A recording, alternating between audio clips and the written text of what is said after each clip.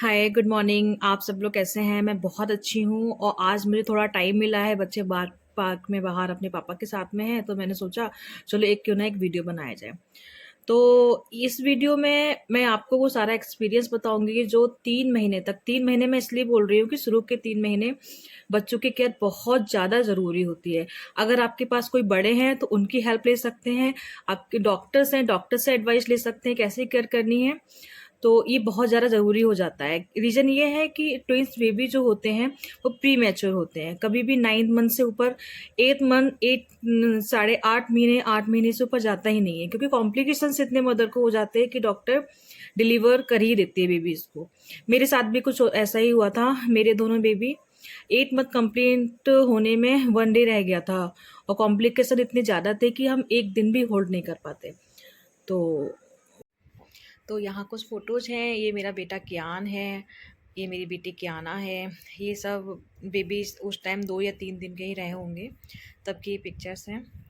ये मेरा बेटा अपने नानी के साथ में है, कितना छोटू सा। ये मैं हूँ, दोनों बेबी इसके साथ में। ये मेरी स्किन है जो मेरी प्रेगनेंसी के टाइम में हो गई थी। आपके फ़ोटो में ज़्यादा नहीं दिख रहा होगा, पर एक्चुअल में कुछ ज़्यादा ही था। ये दोनों मेरे बच्चे। ये 1 मंथ कंप्लीट हो गया। तो अब हमें प्री मैच्योर बच्चों का ध्यान कैसे रखना है, चाहे वो विंटर्स हो या समर्स हो। समर्स तो निकल जाते हैं, पर विंटर्स में थोड़ा एक्स्ट्रा केयर की ज़रूरत होती है बच्चों को। तो मैं अपनी स्टोरी शुरू करती हूँ जब मेरे बच्चे घर पे आए थे। ठीक है, मेरा बेटा तो घर पे आ गया था, पर बेटी को थोड़ी सांस लेने में दिक्कत हो रही थी, तो 2-3 दिन बाद उसको घर पे लाया गया। ठीक है, तो हम लोग की आ, जो एक्चुअल जो जर्नी है ना, वो वहीं से शुरू होती है। तो जिस फ्लैट में हम रहते हैं वहाँ धूप नहीं आती है। ठीक है, तो अब छोटे बच्चों को धूप तो देना बहुत ज़रूरी होता है। आप सब जानते हैं कि बच्चों की उस टाइम सारी हड्डियाँ वगैरह हैं वो डेवलप होना शुरू करती हैं। वो लोग जो क्या रात भर पूरी, मतलब मेरे बच्चे पूरी रात भर जागते थे। उनको रात में जागना होता था। दिन में पता नहीं वो सोते ही नहीं थे। दिन में भी जागना है, रात में भी जागना है। तो कुछ ज़्यादा ही पैम्परिंग हो रही थी ना, इसलिए बिगड़ गए थे दोनों पैदा होते ही। तो हुआ ये था कि रात में मैं और मेरी सिस्टर पूरी रात जागती थी उनके साथ में। और फिर दिन में हम लोग क्या करते थे कि भाई मुझे सोना भी होता था, क्योंकि उस टाइम मेरी भी तबीयत कुछ, वो एक दूसरा मैटर है, उसको बाद में एक्सप्लेन करेंगे। ठीक है, तो अच्छा, रात में जागने का एक रीज़न सबसे इम्पोर्टेंट मैं आपको बताती हूँ कि जब प्रीमेच्योर बच्चे होते हैं ना, तो मदर को मिल्क नहीं आता है। ठीक है, मदर मिल्क आता है जब टाइम पूरा होता है। उसके बाद मेरे साथ क्या, 2 महीने बाद मैंने बहुत कुछ ट्राई किया। मैंने पंप ट्राई किया, मैंने मेडिसिन ट्राई की, सब कुछ ट्राई किया, पर 1-1.5 महीने 2 महीने के बाद मुझे मिल्क आना शुरू हुआ। फिर उसके बाद फिर आता रहा, कोई प्रॉब्लम नहीं है। लेकिन जो 1 महीने तक मैंने पूरी जान लगा दी थी, क्योंकि कहीं ना कहीं मन में ये था कि एक बच्चे के लिए माँ का दूध जो है एक वरदान होता है। ठीक है ना, तो अमृत होता है।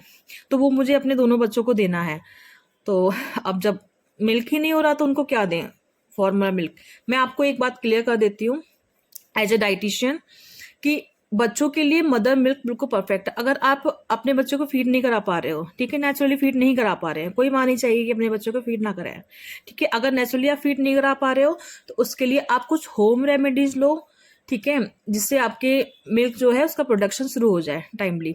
दूसरा क्या है, बच्चों का फॉर्मूला मिल्क दीजिए। उसमें कुछ भी सोचने वाली बात नहीं है, क्योंकि फॉर्मूला मिल्क उसी फॉर्मूले बना होता है जो सारी चीज़ें आपके मदर मिल्क में होती हैं, वो सारी चीज़ें उस फॉर्मूला मिल्क में भी होती हैं। ठीक है, तो बच्चों के लिए बेस्ट ऑप्शन है, आप उनको दे सकते हो। उसके लिए क्या करना है आपको, हर 1-2 घंटे के बाद कोई उसमें लापरवाही नहीं होनी चाहिए। ठीक है, चाहे दिन हो या रात हो, आपको हर 2 घंटे में उनको फॉर्मूला मिल्क देना है बना के। और क्या करना है, फॉर्मूला मिल्क बना के, ऐसा नहीं है कि आपने एक डब्बे में बना के रख दिया उसको बस कंटिन्यूसली पूरी रात दिन वही प्लाई, नहीं, नया फ्रेश बनाइए आप, फिर उसको दीजिए। फिर दोबारा से फिर उनको पीने का टाइम आ गया, फिर फ्रेश बनाइए, फिर उनको दीजिए। ठीक है, हार्डली अगर मान लीजिए आपने फॉर्मूला मिल्क बनाया 30 ml बनाया, तो उसको 15 मिनट्स तक मैक्सिमम रख सकते हो आप, उससे ज़्यादा आपको नहीं रखना है। ठीक है, तो ये तो हमारी मिल्क वाली बात हो गई है।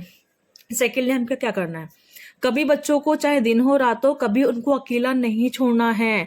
ऐसा नहीं है बच्चा सो रहा है चलो ठीक है बाहर जाके कुछ काम कर लेते हैं, नहीं भाई, ऐसा नहीं करना है। बच्चे बहुत छोटे हैं, उनके अंदर कोई भी एक्टिविटी हो सकती है। मैं अपनी एक स्टोरी बताती हूँ।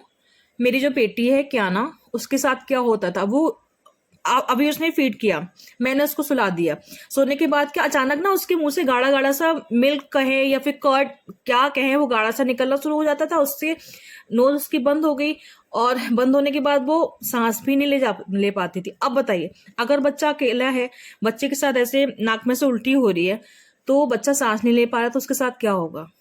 सोचने वाली बात है। तो उसके लिए क्या करना है, एक लोग हमेशा उसके पास रहेंगे, बच्चे के पास में, ठीक है। तो जब ये वाला इंसिडेंट हुआ कि मेरे पास मेरी बेटी थी, उसने मतलब आराम से हम लोग बैठे हुए थे, अचानक से क्या किया, उसने नोज में से मिल्क बाहर निकालना से मतलब नोज में से उल्टी की और उसको सांस लेने में प्रॉब्लम होने लगी, क्योंकि बहुत ज्यादा गाढ़ा होता है वो उसको सांस लेने में दिक्कत होने लगी। मैं एकदम घबरा गई, अरे ये क्या हुआ। फिर मैं रोते रोते मम्मी के पास भाग के गई, तो मम्मी ने उसको क्या किया, ऐसे उल्टा किया, उसको थपथपाया उसके पेट पे, तो उसकी नाक खुली होगी, फिर उसने सांस ली, बहुत गहरी सांस ली, उसके बाद रिलैक्स हो गई। उस दिन मैं सीरियसली बहुत घबरा गई थी। अगर मैं अकेले होती तो उस टाइम मैं इस सिचुएशन को हैंडल नहीं कर पाती, क्या होता मेरे बच्चे के साथ में, है ना। तो ये कुछ आपके साथ में ना हो, इसलिए मैंने आपको अपनी ये एक्सपीरियंस बताया है, ठीक है। अब क्या करना है, इस चीज़ को अवॉइड करने के लिए दो चीज़ें कर सकते हैं। एक तो ये कर सकते हैं कि बच्चे को फीड कराने के बाद कंधे पे लो, उसको थपथपा, उसको डकार दिला के उसके बाद सुलाइए। सेकेंड चीज़ क्या करनी है, जब आपको उसको बेड पे सुलाना है तो स्ट्रेट नहीं सुलाना है, उसका जो नीचे गर्दन और सर है ना, सर को थोड़ा ऊंचा उठा के, मतलब उसके नीचे तो कोई सॉफ्ट से पिलो रख दीजिए, या फिर किसी टॉवल को या फिर किसी बेडशीट को फोल्ड करके उसको रख दीजिए, ठीक है। आराम से सोते रहेंगे बच्चे, कोई प्रॉब्लम नहीं है। फिर भी उनको अकेले नहीं छोड़ना है, ठीक है, अकेले। फिर क्या करना है चूंकि आपके बच्चे अभी प्री मैच्योर हैं, बार बार मैं इस चीज़ को इसलिए रिपीट कर रही हूँ क्योंकि थोड़ा अलग है, नॉर्मल नहीं है, ठीक है। आपको हमेशा डॉक्टर के टच में रहना है, ठीक है। उनके अकॉर्डिंग अगर वो 15 डेज में आपको बुलाते हैं, 1 वीक में बुलाते हैं, 1 मंथ में जब भी बुलाते हैं, आपको रेगुलर चेकअप के लिए उनको जाना है। नॉर्मली क्या होता है ना, बच्चों को सप्लीमेंट नहीं दिए जाते हैं, क्योंकि मदर मिल्क से कहो या फिर पूरे हो जाते हैं, राइट। मदर मिल्क का मुझे नाम नहीं लेना चाहिए, फार्मूला मिल्क भी ठीक है, कोई दिक्कत नहीं है। लेकिन समटाइम क्या होता है, उनको आयरन कैल्शियम की ज़रूरत हो जाती है। अगर हम डॉक्टर्स आपको रिकमेंड करते हैं, डॉक्टर जो भी मेडिसिन देते हैं उनको टाइमली उनको पिलाइए, ठीक है। फिर क्या है, चूंकि विंटर्स में बच्चे बहुत फ्रिक्वेंटली सुसु करते हैं, तो उनके लिए डायपर यूज कीजिए। रीजन क्या है, अभी विंटर्स आ रहे हैं, अभी 10 मिनट हुए हैं, सुसु किया उसने, आपने उसको चेंज कर दिया, फिर 10 मिनट फिर सुसु। जो चेंज करने का जो ड्यूरेशन है ना, उसमें अगर उनको हवा लग गई तब क्या होगा।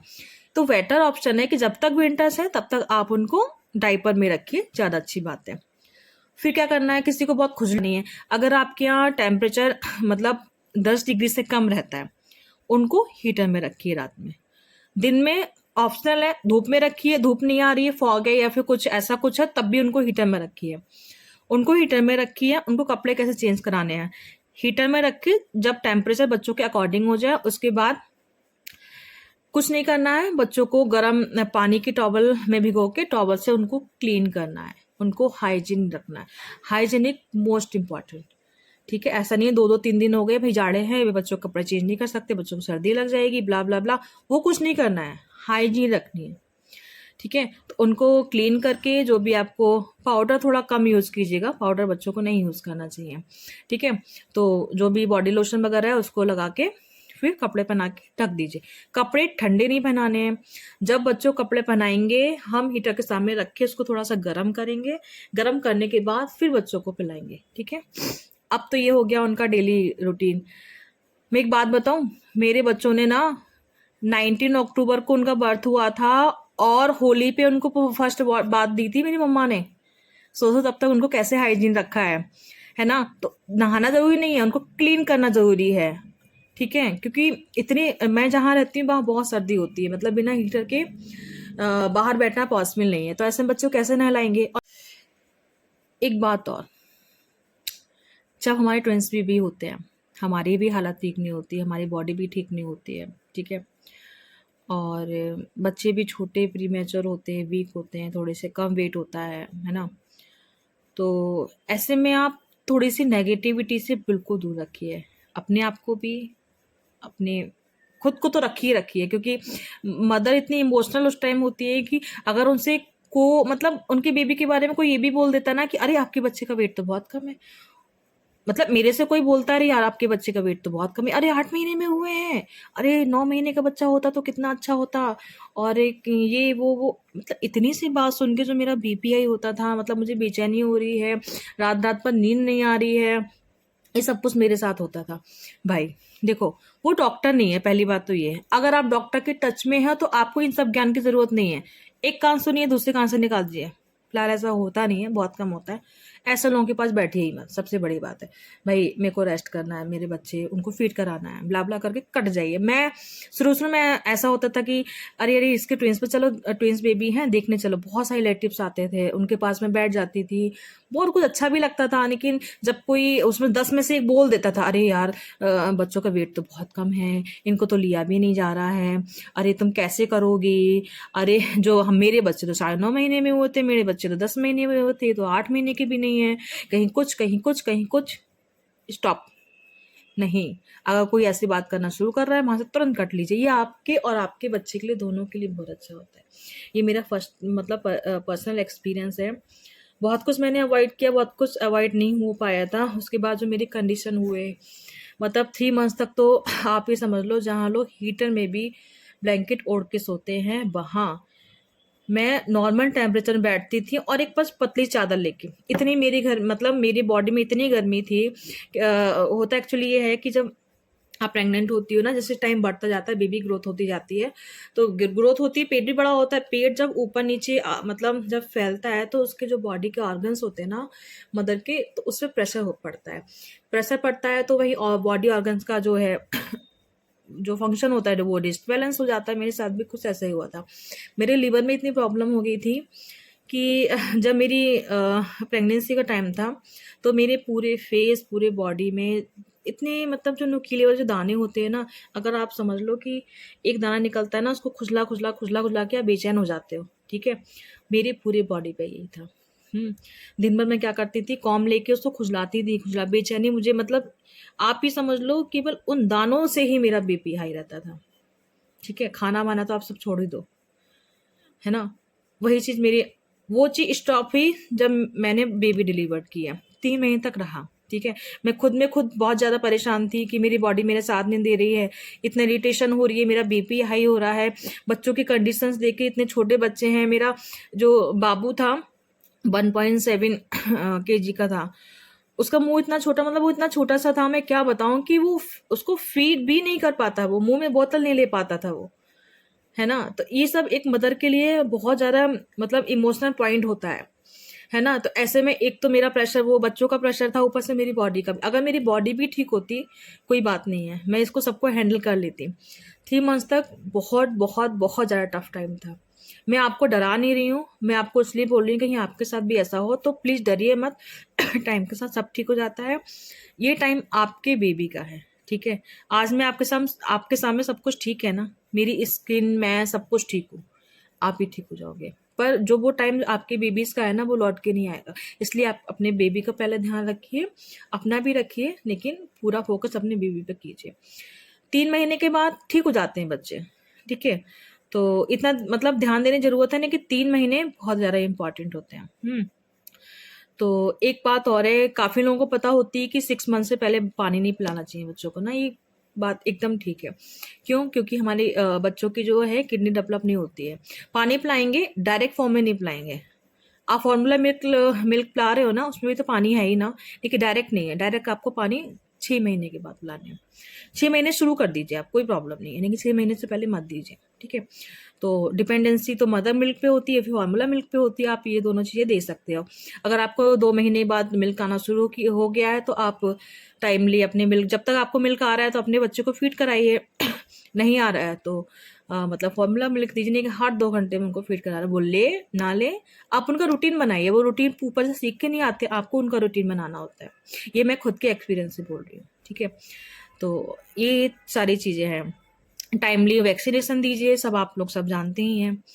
और जो मेडिसिन डॉक्टर आपको रिकमेंड करते हैं वो टाइमली दीजिए। बस बस चिंता मत कीजिए, ऊपर वाले ने दिया है तो उनको पैम्पर भी रखने के लिए आपका हौसला, आपके पास इतना एक मदर के पास ना दुनिया में सबसे बड़ा हौसला होता है, ठीक है। एक एक बेबी को जन्म देती है वो, ठीक है, उसको पालती है, पोसती है, सबको मतलब सारा काम करती है, ठीक है। कितना बड़ा हौसला होता है। आपके सामने इतना छोटा सा बेबी है, कुछ लोग कहेंगे अरे तो मंकी जैसा दिख रहा है ना, कुछ कहेंगे अरे तो रैबिट दिख रहा है। सोचो आप पे क्या बीतेगी। आप उस सब फेज से निकल के बाहर आए हो, कितने स्ट्रांग हुए ना, स्ट्रांग हुए। तो आप सबको स्ट्रांग रहना है, अपने बेबी केयर करनी है। जब आपका बेबी ठीक हो जाएगा उसके बाद अपनी केयर कीजिए। बस आज मेरे बच्चे 3 इयर्स को हो गए, 3rd बर्थडे उनका निकल गया। आज मेरे दोनों बेबी भी स्ट्रांग है, मैं भी फिट हूँ और होप आप भी फिट रहेंगे। तो आज का वीडियो बस यहीं ख़त्म करते हैं। Thanks for watching. और आगे आने वाले वीडियोस में मेरी पूरी मेरी प्रेगनेंसी जर्नी आपके साथ डिस्कस करूँगी। उसमें मेरी क्या डाइट थी, कौन कौन से मेरे अल्ट्रासाउंड हुए, किन किन बातों का आपको इस पे से ध्यान रखना है, ठीक है। बच्चे की ग्रोथ कैसे होती है वो सब मैं अपने आगे आने वाले वीडियोस में आपको सब डिस्कस करूँगी। इसके अलावा भी जैसे जैसे बच्चे बड़े होते हैं और उनकी रिक्वायरमेंट चेंज होती जाती है, उनकी पैम्परिंग करना है, उनको क्या फूड देना है, अभी भी मतलब आप सब जानते हैं ना कि क्या फूड कब कैसे क्या बहुत सारी चीज़ें होती हैं, वो हम सब आगे डिस्कस करेंगे। इस वीडियो में इतना ही। Thanks for watching.